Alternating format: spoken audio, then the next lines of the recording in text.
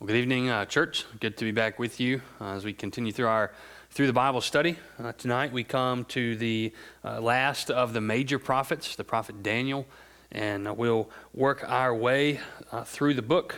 As always, this will be a 30,000-foot flyover, so there's a lot we're going to leave out, a lot of details we won't discuss, but I hope to come away from the book with a good understanding of what's the book about, why is it in the Bible, and how does it apply to us today. So as always, let's go before the Lord and ask for his help as we begin. Lord God, we love you and we praise you. You are the sovereign king over all. You are the one, as Daniel will show us, who appoints kings and who removes kings. You are the one who rules over seasons. You are the one, O God, who controls all things. And so, Lord, tonight we pray that as we set aside time to study your word, specifically to study the book of Daniel, that you would come and help us, that you would come and watch over this word, and you would cause it to work in our lives. Lord, give us eyes to see and ears to hear. Show us wonderful things in your word, we pray in the name of Jesus. Amen.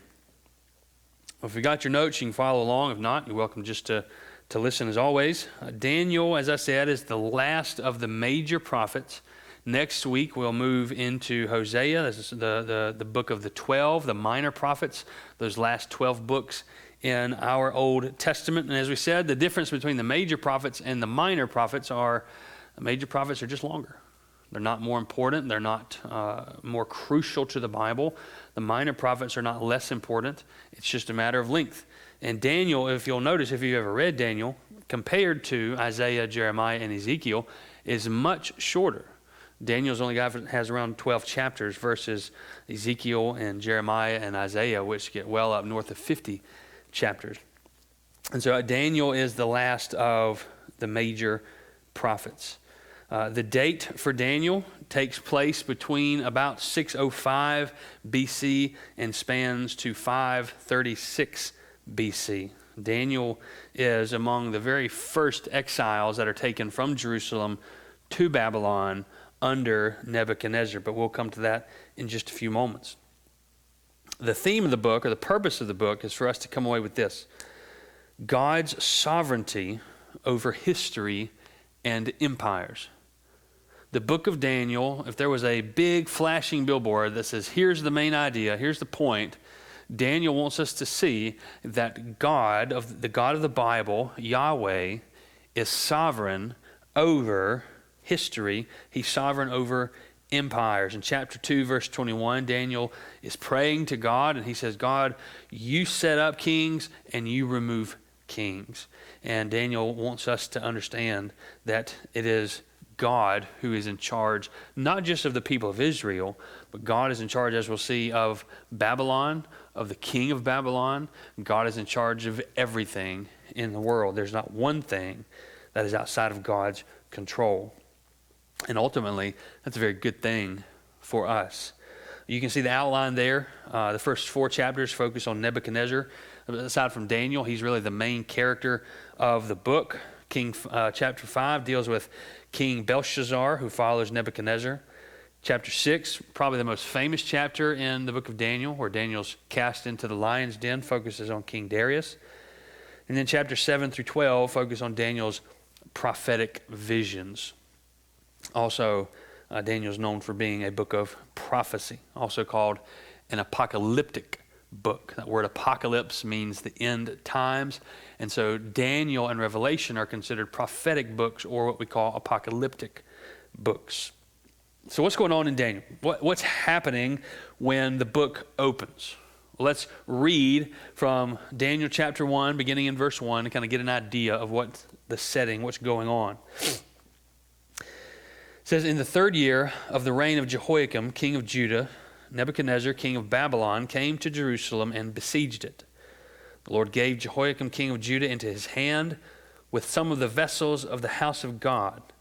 And he brought them to the land of Shinar, to the house of his God, and placed the vessels in the treasury of his God.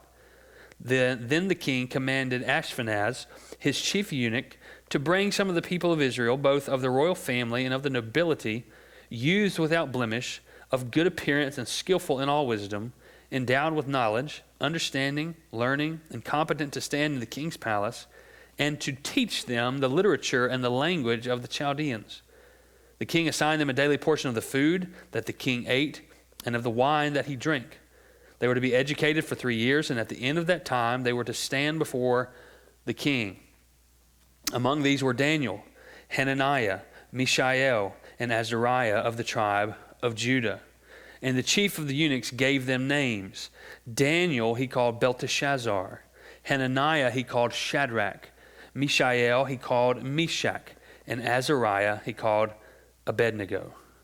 And so that kind of gives us an idea of the setting, what's going on behind the story, like the backdrop of the story of Daniel. Nebuchadnezzar had begun his conquering of Judah, something that would last approximately 20 years. And so it was not a quick task, but he had begun this conquering. It tells us that he traveled to Judah and besieged it. And something else to note, this goes to that main idea that God is in charge, that God installs kings and God removes kings. Right up front, Daniel says in chapter 1, verse 2, the Lord gave Jehoiakim, king of Judah, into Nebuchadnezzar's hand, and it was the Lord who gave some of the vessels of the house of God. So God is the one who caused Jehoiakim to fall to Nebuchadnezzar. God is the one who allowed or caused those implements of the temple to fall into the control of Nebuchadnezzar and to be put into a false temple, a temple to a false god. And so it tells us that Daniel, along with some of the other Jews, some of the nobility, the upper echelons, if you will, of Jewish society, they were taken from Jerusalem to Babylon. This is really the first wave, the first group of exiles that leave for Babylon. So you'll notice that the book is kind of half, and there's two halves to the book. The first half is kind of a theological history. Daniel tells us about Nebuchadnezzar and Belshazzar, Darius, and Cyrus. And then he goes into prophecy. The second half of the book is mainly prophecy. And so let me just make a note on give a word on studying prophecy. You see there in the notes. While we should read the prophetic imagery of both Daniel and Revelation, rather than getting bogged down and trying to interpret the things to come, because Daniel is certainly looking ahead for things to come, rather than getting bogged down trying to figure out what images mean what and which pieces fit with which, the Bible's emphasis when it comes to prophecy is always on calling us to faithfulness and obedience in the here and now. So there are two major books of prophecy in the Bible, Daniel and Revelation, and while we should study those, our primary emphasis should be given to the commands to obedience in the present, not to trying to figure out what images mean and, like I said, which pieces fit with which. That's not a bad conversation to have, but it is wrong to neglect what's clear for what's unclear. And so you'll notice tonight, I'm not going to spend a whole lot of time going through the prophetic teaching of Daniel. There's just so much in the first 6 chapters that applies to us today, which is where I want to focus. And so I first want to look at the point that kings and rulers change. That's one of the main ideas of Daniel. Daniel emphasizes that kings rise, kings fall, rulers rise, rulers fall. There is a limited amount of time that any earthly ruler possesses power. And that's one of the ideas, that's one of the main ideas of the book of Daniel. God humbles the proud. God humbles the proud. That's a sobering statement for all of us. It's especially sobering for those in leadership. God humbles the proud. Christians ought to learn this lesson not only as we look at the world and attempt to understand it for ourselves, but a lesson we ought to learn for ourselves. We should look at the political situation of our day, of the election season of 2020, and we should say with all seriousness, God humbles the proud. And those in power, those seeking office, ought to know that. But as we live our own lives, as we live and go about our own lives in our homes and in our jobs and amongst our families, we should remember as followers of Jesus, God humbles the proud. The story of Daniel occurs against the backdrop of King Nebuchadnezzar's Babylon. And you might know something about Nebuchadnezzar, you may not know anything about him, but I want to tell you a few things about Nebuchadnezzar and why this idea that God appoints kings and removes them is so very telling in the story of Daniel. When Nebuchadnezzar comes to the throne of Babylon, it is a major world empire. It's been around for 1,000 years. And just to put it into perspective, America has only been around for a few hundred years. But Babylon, at the time when Nebuchadnezzar assumed the throne, had been around for 1,000 years. And at the time he assumed the throne, the empire was on the decline. It was failing. It was kind of falling apart. And under Nebuchadnezzar, he revitalized the kingdom. The kingdom of Babylon, the Chaldean kingdom is what it's called. And history remembers that under Nebuchadnezzar, Babylon really went through this renaissance of sorts. Now, in more modern history, we talk about the Renaissance of when older pieces of language and pieces of literature and ways of thinking. That's kind of what was happening here, but this was several hundred years before even Jesus came to walk the earth. And so Nebuchadnezzar led Babylon in this great renaissance. Happened around the 6th century BC. And Nebuchadnezzar's fame is not limited to his appearing in the Bible. He appears in several different books of the Bible, but he also appears outside of the Bible, and even more so outside of the Bible, in what we call Near Eastern culture or Near Eastern histories, even among some of the more famous ancient historians like Herodotus. He is remembered as one of history's greatest ancient kings. He was when it comes to just ruling, what he did with his power, with his might, with his prestige, he was, in fact, one of the greatest the greatest kings that history has ever seen.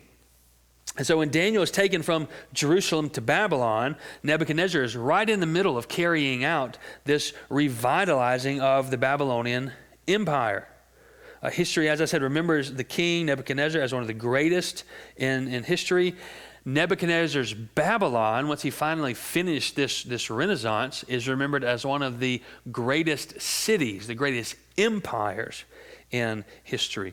Because under Nebuchadnezzar, Babylon would achieve its highest amount of wealth, its highest amount of population, its strongest military might. It really was the superpower of its time. He was a tremendous military conqueror, Nebuchadnezzar was. He conquered the nation of Israel.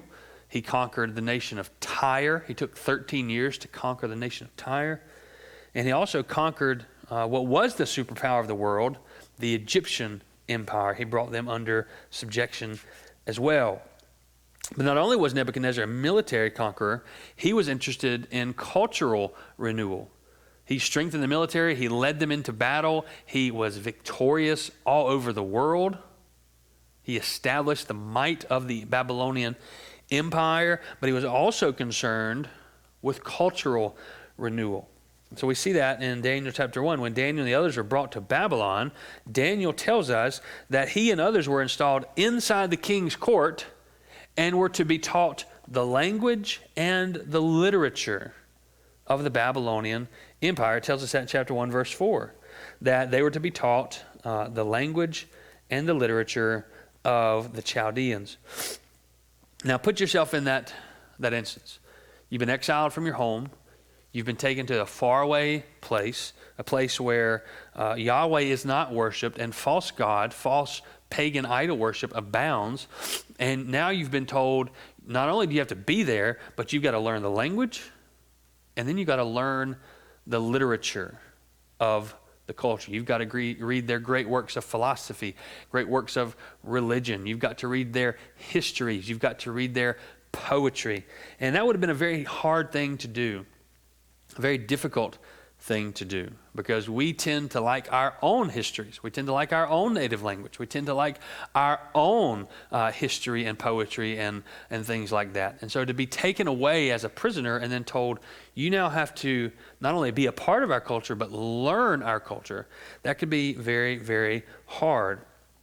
And one of Nebuchadnezzar's practices in this cultural renewal was to bring religious implements of conquered nations and to put them in the temples of his false gods, the temples of his idols around Babylon. We see that right from the beginning of Daniel chapter 1. It shows up again in Daniel chapter 5.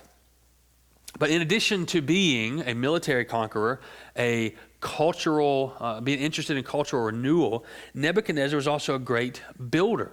He wanted to build the city, the capital city of Babylon, into what became one of the most glorious, one of the most impressive ancient cities in history. There was all kind of palaces. There were as many as 50 temples in the city of Babylon. History remembers the famous Hanging Gardens of Babylon. And there was much more. Inside of some of his temples, it is recorded that he had museums. Now, we think about museums, and we would think the stuff from Nebuchadnezzar would be in our museums. But Nebuchadnezzar had museums of stuff that happened even thousands of years before him. And so quite literally, Daniel had arrived in the cultural political center of the world. When Daniel is taken from Jerusalem, the crumbling kingdom of Jerusalem, and he's brought to Babylon, it's essentially as he has been brought to New York City or to Washington, D.C., the place of power, a place of world power, the place of world culture. And not only was he brought to the heart of this incredibly influential, revitalizing place, he is put inside the king's palace, inside the king's court. He's put next to some of the most influential people in all the world. He has access to the ruler of the world. But one of the things that stands out about Nebuchadnezzar, great military conqueror, interested in renewing the culture of the Babylonians, literature, religion, the language.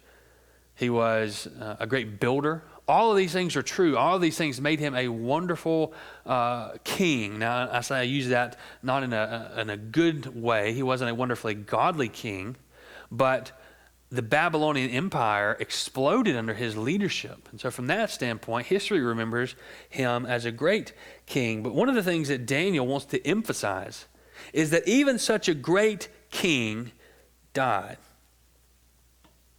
Even such a great king as Nebuchadnezzar died. With all the hype, with all the splendor, with all the conquering, with all the renewal, with all the building, Nebuchadnezzar only reigned 43 years. That's shorter than the Queen of England at this point. After Nebuchadnezzar came Belshazzar, and then Darius the Mede, Cyrus the Persian, and they too died. They weren't nearly as successful as Nebuchadnezzar. They weren't nearly as rich and wealthy and mighty as Nebuchadnezzar, but they too, at the helm of the greatest kingdom in the world at that point, died. And so Daniel helps us to see that rulers change.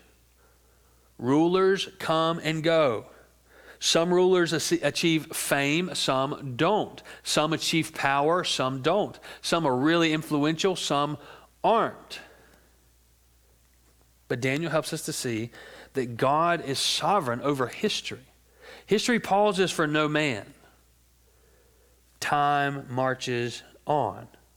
And God himself teaches this lesson to Nebuchadnezzar by giving him a dream. This is recorded in Daniel chapter 2. Nebuchadnezzar has a dream, and he calls his wise men, these Babylonian wise men, and he asks them, what does the dream mean? And the wise men tell him, well, oh, great king, if you'll tell us the dream, we will tell you what it means. And Nebuchadnezzar is frustrated by this, angered, quite literally, angered to the point of fury, and says, no, if you really are wise men, tell me the dream and then tell me what it means. And so the wise men rightly say, well, who can know such information, king? And so in chapter 2, verse 12, it says, because of this, the king was angry, very furious, and commanded that all the wise men of Babylon be destroyed. That would have included Daniel and the three others, Hananiah, Mishael, and Azariah. But Daniel goes before the Lord. He makes a plea to the eunuch that was in charge of him. And it says, go to the king and let me have some time, and I will come and interpret the dream. I'll tell him and interpret the dream. And it tells us in chapter 2, verse 17, Daniel went to his house and made the matter known to Hananiah, Mishael, and Azariah, told them to seek mercy from God of heaven concerning the mystery, so that Daniel and his companions might not be destroyed with the rest of the wise men of Babylon. It says in verse 19, then the mystery was revealed to Daniel in a vision of the night. So Daniel knew his life hung in the balance, and he prayed, and God answered his prayer. And what he saw, he was sent in to tell Nebuchadnezzar. Nebuchadnezzar, we are told, had seen an image like a large, shining, man-like statue. It was made of different materials from the top to the bottom, and all of those different materials would shatter and crumble when this large stone was thrown at it, and upon that stone grew a great mountain. And Daniel tells Nebuchadnezzar that this vision means several things. Number one, his kingdom, which is one of the most beautiful aspects of the statue, one of the upper pieces of the statue. His kingdom, which is great and glorious, will ultimately come to an end and be succeeded by another kingdom, and then another kingdom, and then another kingdom, and another kingdom. Nebuchadnezzar would have his time, but then time would march on. And then he tells them that finally all earthly kingdoms will come to nothing. The stone being thrown, the statue coming apart, Daniel says, means that ultimately human power, human sovereignty comes to nothing, because God establishes his own throne upon the earth, his own eternal throne, the only throne of sovereign power. And Nebuchadnezzar, it tells us, responds positively. He responds positively. He throws himself down in front of Daniel and worships God. The book of Daniel reminds us in a very clear and pressing ways that those with earthly power, even immense earthly power, will someday come to nothing. Right now, one of the most, if not the most powerful positions in the world is the President of the United States of America. And even so, the man who currently holds the office, President Trump, the man who will hold the office after the election, whoever that might be, all the presidents that have come before, they had their time, and their time has passed away. Their time will pass away. Those who assume the office from here on out, their time will also pass away. Their power will pass away. Those who rule over businesses, who wield immense power in their businesses or in the business world or in the local government world, that power, while immense perhaps, will one day pass away. Those who have power because of their wealth, that power will one day pass away. But furthermore, Daniel, the book of Daniel, reminds us that those who do achieve power in any form, those who achieve power will be judged for how they use it. Nebuchadnezzar was judged. Belshazzar was judged. Darius was judged. Cyrus was judged. We see later on in the Bible, those who achieve governmental power or leadership, they're also judged. You and I will be judged before the Lord on how we use, how we steward the authority, the power that we have in our own lives.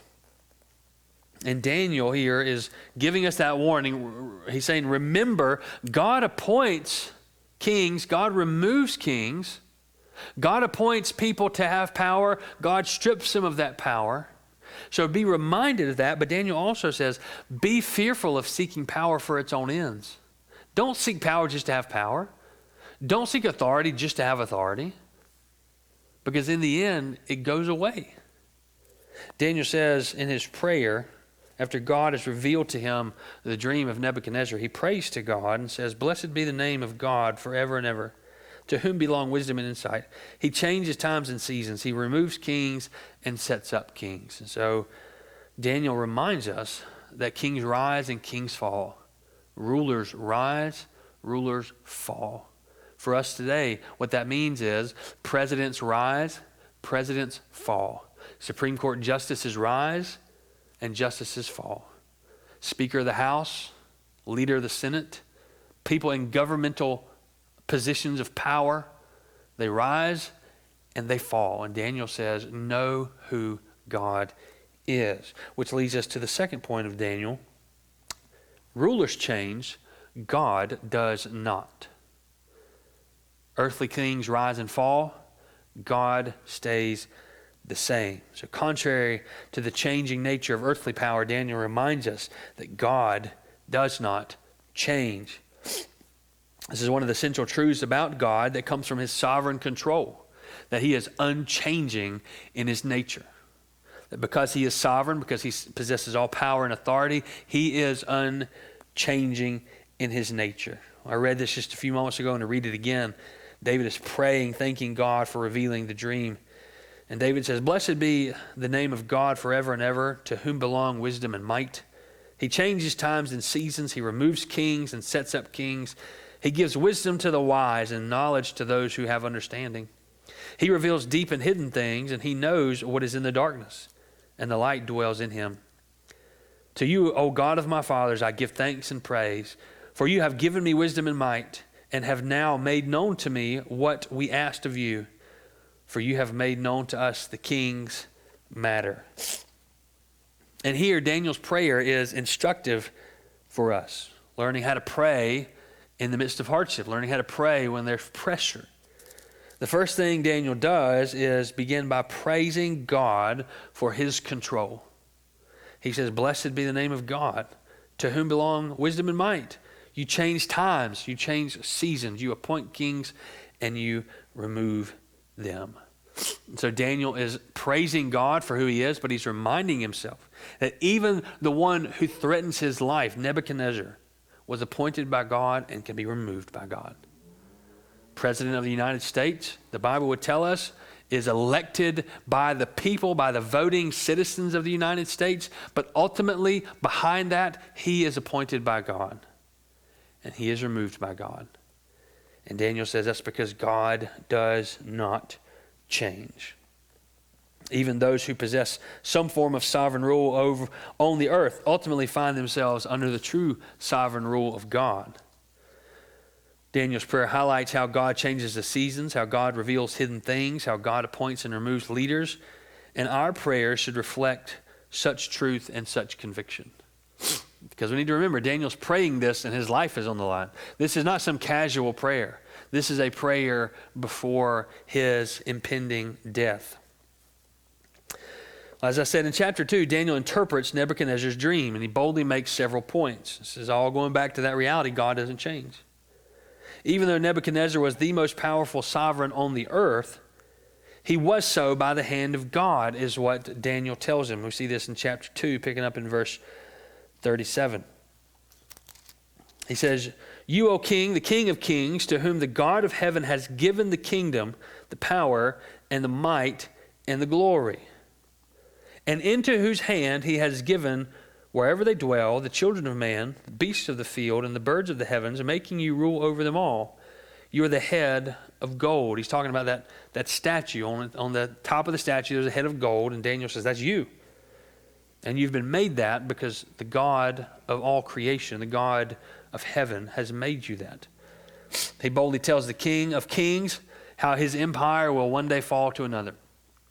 Now, typically, when we think of that title, King of Kings and Lord of Lords, we're thinking of God. But here, when we say lowercase k, King of Kings, we can rightly apply that to Nebuchadnezzar, because he had conquered all kind of world powers, and so there were other kings under his authority. And so he was, in a very real sense, a king of kings. And Daniel calls him that. "Oh, king, the king of kings, you are that because God made you that." And so he tells the king, even though you have immense power, even though you are the most powerful human on the earth, your kingdom will one day come to an end. And finally, Daniel reminds Nebuchadnezzar that God alone reigns in power. Well, as I said a few moments ago, Nebuchadnezzar responds positively. It tells us in chapter 2, verse 46, that Nebuchadnezzar fell on his face, paid homage to Daniel, commanded that an offering and incense be offered up to him. And the king answered and said to Daniel, "Truly, your God is God of gods and the Lord of kings and the revealer of mysteries, for you have been able to reveal this mystery." And then the king gave Daniel high honors and many great gifts, and made him ruler of the whole province of Babylon, chief prefect over all the wise men of Babylon. Daniel made a request that he appointed Shadrach, Meshach, and Abednego over the affairs of the province of Babylon. And so God honors Daniel's boldness. It probably would have been quite fearful to say these things to the most powerful person in the world, to say, your time is limited. God will remove you. It's a hard thing to say. It can be heard as a threat, and yet Daniel was bold and courageous, acted in faith, and God blessed it. Nebuchadnezzar responds positively, as I said, but it doesn't last. Because in chapter 3, we see that Nebuchadnezzar has set up this massive golden image of himself. And he commands everybody to bow down and worship this image, this statue, this huge statue. It's roughly 90 feet high and 9 feet wide, and it's made of gold. And chapter 3 tells us about the story of Shadrach, Meshach, and Abednego. And that's how we've come to know their names, Shadrach, Meshach, and Abednego. I tend to think they'd probably prefer their Hebrew names because those are their Babylonian names, their Chaldean names. We call Daniel by his Hebrew name, Daniel.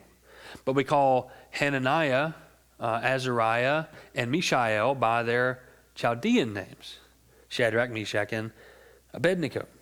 But chapter 3 tells us the story of these three men and how before the statue they don't bow down.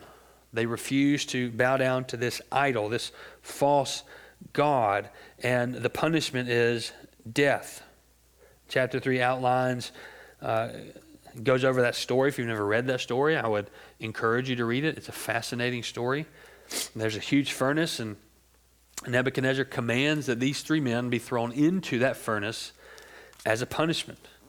And their response to the king is telling.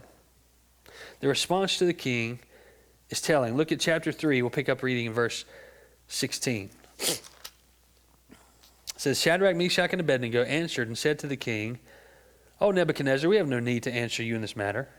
If this be so, our God whom we serve is able to deliver us from the burning fiery furnace, and he will deliver us out of your hand, O king. But if not, be it known to you, O king, that we will not serve your gods or worship the golden image that you have set up.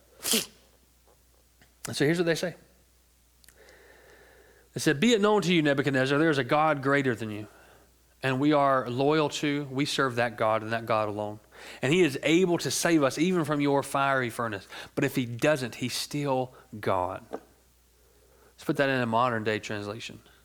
God is able to save me from the cancer that has infected my body. God is more than able. He has total control over it. But even if he doesn't heal me from it, he is still God. He is still good. That's what these three men, faced with their death, say to the king. And so chapter 3 tells us that the king, in a fury, binds them up, has them thrown into this furnace. 2 of his own men die in the process because it is so hot. And it tells us that while they were looking into the furnace, that not only did they see Shadrach, Meshach, and Abednego walking around in the furnace, not burning, but there was a fourth person with them. And it tells us that Nebuchadnezzar came near to the door of the furnace, and he declared, Shadrach, Meshach, and Abednego, servants of the Most High God, come out and come here. And when they came out, it said the fire had not had any power over their bodies.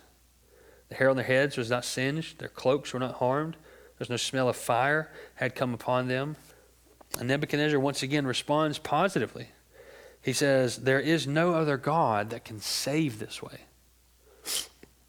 And it's a reminder that while Nebuchadnezzar had power over all the people of Babylon, while he had the authority to say, throw those men in the furnace, he had no power over ultimately what happened. He had power to command men. He did not have power to command fire. He did not have power to command the outcome. And so he rightly says, there is no other God that can save in this way. Well, in chapter 4, Nebuchadnezzar is humiliated and ultimately restored. In another dream, God revealed what would fall upon the king. He'd had the dream about the statue, and now he's having another dream. And in this dream, we're told that he'll be driven out from civilization, that he'll be driven mad and become like a wild animal. I can remember a children's Bible I had as a young boy that had a picture of Nebuchadnezzar, and it was an elongated kind of body. He had on a loincloth. He was out amongst some tall grass, and there was this withered tree next to him, and his hair was long, his fingernails were long. He just looked like a crazy person. And that's what God is saying here is going to happen to him, that he's going to be driven mad. At first, Nebuchadnezzar refuses to believe it. He wants to trust in his own power and his own might, but God ultimately does what he promised. In chapter 4, verse 24, we read these words. This is the interpretation, O king. This is Daniel once again interpreting the dream. It is a decree of the Most High, which has come upon my lord the king, that you shall be driven from among men. Your dwelling shall be with the beasts of the field. You shall be made to eat grass like an ox. You shall be wet with the dew of heaven. 7 periods of time shall pass over you till you know that the Most High rules the kingdom of men and gives it to whom he will. Nebuchadnezzar had fallen into the delusion that he was in charge. Well, in chapter 4, verse 38, we read these words. Verse 37. Now I, Nebuchadnezzar, praise and extol and honor the King of heaven. For all his works are right and his ways are just, and those who walk in pride he is able to humble. Now, what happened was God promised, I'm going to drive you out into the wilderness, and you're going to become like an animal for a period of time. And when that time is up, I'll restore you. I'll literally give you back your right mind. And that, in fact, happens. And we read there at the end of chapter 4, that God does, in fact, restore him back to sanity. And Nebuchadnezzar makes this great confession that God humbles the proud. That it's God who is unchanging, not him. That the greatest king of the earth, at the snap of God's fingers, was made like a wild animal. And so in the Bible, Nebuchadnezzar's life ends on a high note. He's restored. He's praising God when we last hear from him. And Daniel's point is just to say, don't be dismayed by whoever's in power on the earth. Be reminded that it's God who does not change. Be reminded that it's God who is ultimately in charge. Well, this happens again in chapter 5. Nebuchadnezzar has left the scene. He has died, and Belshazzar has assumed the throne. And it tells us that Belshazzar made a great feast for 1,000 of his lords and drank wine in front of the 1,000. And it tells us in chapter 5, verse 4, that he brings out some of the gold and the silver goblets that Nebuchadnezzar had brought from Jerusalem. They were temple implements in Jerusalem, and Nebuchadnezzar had brought them to Babylon.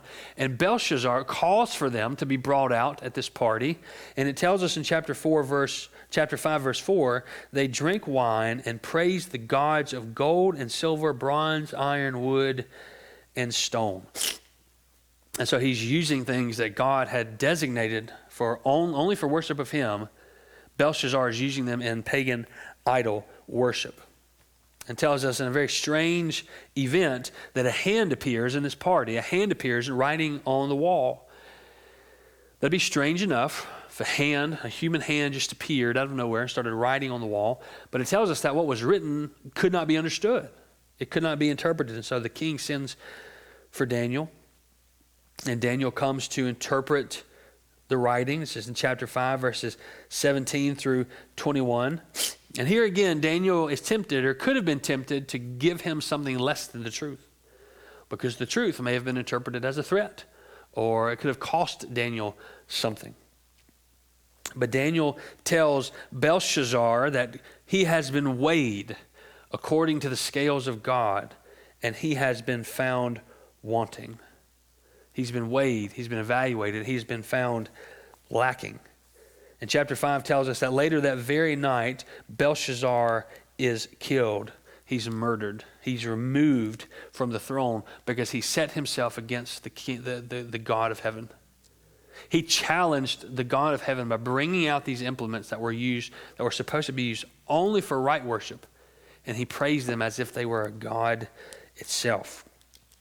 And so Belshazzar has a very brief appearance in Daniel, but it's a very pointed appearance. Don't be like him. King Darius the Mede would also come to confess the eternal, unchanging nature of God. We see this in chapter 6. King Darius is tricked into making a pronouncement that would have gotten Daniel in trouble, that people could only pray to him, the king. And Daniel, in fact, goes back and prays to God, as is his practice. And so Daniel's thrown into the lion's den, probably the most well-known story in the book of Daniel. And God, the sovereign God of the universe, who creates all things, who withholds all things, and who controls all things, Daniel chapter 6 tells us that God shuts the mouth of the lions while Daniel, who is at this point probably an old man, while Daniel stays the night in the lion's den.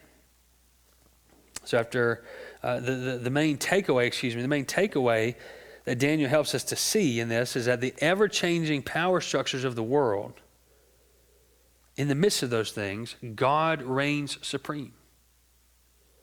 Nebuchadnezzar was a mighty leader. Belshazzar was at least the king. Darius was the king. Cyrus was the king. But in the midst of ever-shifting power structures, Daniel says, God doesn't change. In the midst of ever-shifting political power, Republican, Democrat, Independent, whoever's in the White House, whoever is on the Supreme Court bench, who's ever in the houses of the Congress, it doesn't matter because God is in control. God is in control. Washington shifts all the time, but God is in control. In chapter 7, Daniel is given a vision of the throne room of God, and he sees that it is God alone who sits enthroned over the earth. In chapter 7, verse 9, it says, as I looked, thrones were placed, and the Ancient of Days took his seat. His clothing was white as snow, and the hair of his head like pure wool. His throne was fiery flames. Its wheels were burning with fire. A stream of fire issued and came out from before him. 1,000 thousands served him. 10,000 times 10,000 stood before him. The court sat in judgment. The books were opened. So it's this great picture of the God of all ruling from his throne. Later in chapter 11, we read about an earthly king, a coming earthly king, who would set himself against God to do as he wills. It tells us of a king who loves himself and who sets himself against God on purpose, who exalts himself. And Daniel writes that he does astonishing things against the God of heaven. But at the end of chapter 11, verses 45 and into chapter 12, we're told that even this king, whoever he is, even this king will be conquered. Even this king will be brought low. One pastor said, God showed Daniel what he would one day show John, the Apostle John, that these kings came and went. That God alone remained the true king, the unchanging king. In fact, he says, in the book of Daniel, God brings kings themselves to confess his eternal dominion. Changing kings and God unchanging. That could be a summary of the whole book of Daniel. Changing kings and God unchanging. We saw it with Nebuchadnezzar. We saw it with Belshazzar, Darius, Cyrus. Changing kings and God unchanging. That leads us to the third and final portion, which is Daniel's steadfastness. We see that rulers rise and fall. We see that God is unchanging. And something else that the book of Daniel brings us face to face with is Daniel's steadfastness, which is a picture of faithfulness. We ought to make note of Daniel's unyielding faithfulness to God. That stands out like a bright light at night. Daniel is faithful to God at every turn. He was taken to Babylon, as I said, with the first wave of exiles around 605. This was 10 years before Ezekiel would be taken and 20 years before Jerusalem would finally fall, which story is recorded in Jeremiah and Lamentations. He was a young man when he left Judah, and by Daniel chapter 9, he's an old man. He would live out most of his life exiled in Babylon.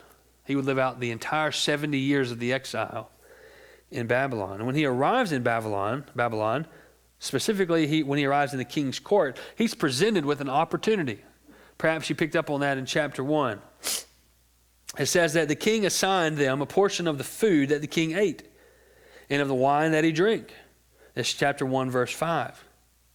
And so Daniel, who is a Jew, he's obedient to the God of the Bible. He has the law which restricts his diet. His diet is to be one of holiness to the Lord. He has a choice. Will I obey God or man? He's been exiled away from his land, but God is still with him. He's been exiled from his land, but the law is still in effect. And so he has a question before him.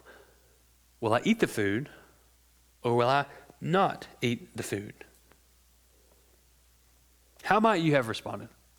Put yourself in a situation. You're taken away as an exile. You're put into the court of the most powerful man on the planet, a man who is known for his fury and rage, a man who does not tolerate disobedience. And you are told to violate your religious beliefs. What do? And for the most part, over something very simple. Eat the food. You're told to violate your beliefs. What would you do? In such situations, we're often tempted to compromise. We'll compromise so as to avoid notice. It would have been easy to eat the food and kind of stay hunkered down, not get the attention of the king. Maybe if Daniel would have just eaten the food, he might have advanced even further in the court. Maybe if he would have advanced further in the court by eating the food, he could have helped more Jews. Sometimes we compromise with the goal of doing something good. Sometimes we compromise to avoid a penalty. If I don't eat this food, I'll be punished. Better to survive than to be punished. How would you have responded? How might you have counseled Daniel in that moment? Would you have told him to trust God and obey the law and come what may? Would you have counseled him to just eat the food, man? We can deal with this later. What about counseling Daniel on interpreting the king's dream in chapter 2? Would you have told him to be so honest, to say, "Oh, King Nebuchadnezzar, King of kings, you're going to come to an end"? Would you have counseled him to be that bold, or would you have counseled him to, let's tone that down a little bit? It's kind of heavy. What about chapter 4? When Daniel tells the king, you're going to be driven mad like a wild beast. Would you have counseled him to be honest, or would you have counseled him that could really get you into trouble? Or what about in chapter 5? When he has to tell Belshazzar what the writing on the wall says? Or what about in chapter 6? When Daniel knows, if I just don't pray, if I just don't kneel and pray, I'll be fine. I can stand there with my eyes open and be very still and pray to God and no one will notice. Would you have counseled Daniel, look, man, if they see you praying, they're going to kill you. Don't kneel down. Pray in your mind. Pray in your heart. How would you have responded? How might you have counseled Daniel? Well, it's important to note that Daniel is not a sinless, flawless man. That's not the point of Daniel. He's not sinless. He's not flawless. But the book presents him as an exemplar, a picture of faithfulness. And he does it for a reason. The book is not about Daniel's sinfulness. The book is about his faithfulness. Chapter 3, which is about Shadrach, Meshach, and Abednego, it's not about their sinlessness. It's about their faithfulness, how they responded in the moment. And Daniel, the book, helps us to see that a life tethered to earthly leaders, a life tethered to earthly power or earthly hopes and dreams is ultimately a false hope. Daniel shows us kings rise and fall, but God stands forever. And so when faced with the choice, do I eat the food, keep my head down, and disobey God's word just to make it another day? Daniel says, no, I will obey the word of God, come what may. Daniel was given a vision of the true king who was coming. In Daniel chapter 7, perhaps one of the most famous, what we call messianic passages about Jesus. In chapter 7, verse 13, Daniel writes, I saw in the night visions, and behold, with the clouds of heaven there came one like a son of man, and he came to the Ancient of Days, and was presented before him, and to him was given dominion and glory and a kingdom, that all peoples, nations, and languages should serve him. His dominion is an everlasting dominion, which shall not pass away, and his kingdom one that shall not be destroyed. And so in the midst of being an exile, in the midst of threats of death, in the midst of temptations to compromise, Daniel is given this vision of the coming Messiah, who won't be like earthly kings. He'll be the God of all. He'll be the king that all earthly kings come and bow down to. He's given a vision of the Lord Jesus Christ. And so as we bring this to a close, I just want to make a few comments about how do we apply Daniel? How do we take these truths from the book of Daniel and apply them in our lives? One of the first takeaways we can say is that it's possible to live a faithful life in exile. And that's very crucial for you and I right now in 2020. Christians are quickly becoming an exiled people in American culture. It's changing. The culture is changing at a rapid pace that no one foresaw. And yet Daniel shows us he was taken from his land into one of the most pagan nations in the world, a place where they did all kinds of abominations before the Lord, and he was able to live faithfully. And Daniel reminds us that no matter what's going on in the world, whether we have a great standing in the culture or whether we're looked at as rubbish, we can live faithful even in exile. But the second thing is that God can and does vindicate his servants in front of pagan rulers. We see this all over the place. God vindicates Daniel in front of Nebuchadnezzar, in front of Belshazzar, in front of Darius and his counselors. God vindicates Shadrach, Meshach, and Abednego in front of Nebuchadnezzar. We see this even in the New Testament with Peter giving testimony before the Sanhedrin, with Paul, and this has happened countless times throughout the history of the church. God can and God does vindicate his servants in front of pagan rulers. A third thing, we've talked about this a few times, God humbles the proud and raises up the humble. Peter talks about this in 1 Peter chapter 5. That God exalts the humble and he brings low the proud. Fourth thing is that the world will be a place of hardship and persecution for the saints until the end. There's not going to be a time when the world isn't hard for Christians. There's not going to be a time until God returns when we won't suffer from sin, from persecution, from hardship. And Daniel shows us that very clearly. It will be a place of hardship until the end. Daniel shows us that God is sovereign, that he's in total control over the course of history. That's a good thing because history happens in the present for us. We can read about history past and see what happened, and we can look and see, oh, God was doing those things. But for us, history happens as a present experience. Today will be history. But history unfolds for us in the present. And so we can have full assurance that the God who was governing Daniel and was governing Nebuchadnezzar and the Babylonian Empire is the same God governing today. He governs our lives. The sixth thing is that exile was not the last word for Judah. That's a good thing. The Jews were not left. They weren't abandoned in Babylon. We know that God, in fact, came and got them. Exile wouldn't be the last word for Judah. Exile won't be the last word for Christians. We have a great hope, the great hope of the coming redemption in Jesus Christ. We see that the conflicts that are unfolding on the earth mirror what we can't see in the heavenly places. This is part of what we see in the prophetic imagery of Daniel. We didn't really touch on that much, but that's one of the things we take away. That the conflicts we see here give us insight into what we can't see in the spiritual realm, that there is a spiritual battle, there is spiritual conflict going on. And we see that God rules over all conflict. While there is conflict going on, and we ought to be aware of it, Daniel helps us to see God rules over all conflict, that God limits the scope of conflict, he sets timetables for conflict, and he does it according to his purposes. And so even while we might have conflict in our life, it's always by the hand of God. It's always for his purposes. In the meantime, number 9, Christians are called to live faithful lives of obedience in a hostile world.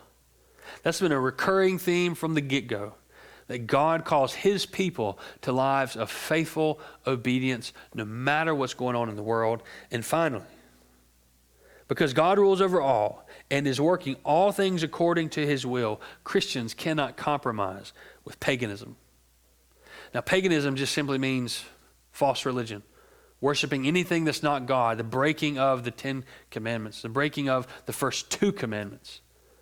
Whether that's an actual physical idol that we would bow down to, or whether it's something like wealth or security or prestige or power.